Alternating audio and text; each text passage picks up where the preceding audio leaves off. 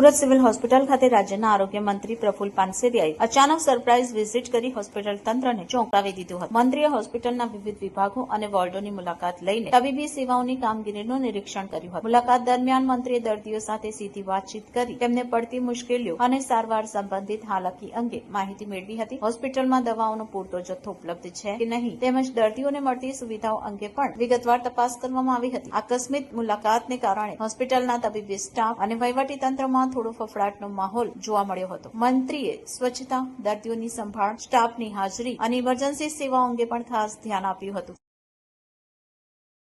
વધુ સારી સુવિધાઓ ઉપલબ્ધ થાય તે માટે જરૂરી સૂચનાઓ પણ આપવામાં આવી હતી. આરોગ્ય મંત્રીએ જણાવ્યું કે સરકાર રાજ્યની સરકારી હોસ્પિટલોમાં આરોગ્ય સેવાઓ વધુ મજબૂત બનાવવા પ્રતિબદ્ધ છે અને દર્દીઓને ગુણવત્તાસભર સારવાર મળે તે માટે સતત મોનિટરિંગ કરવામાં આવી રહ્યું છે.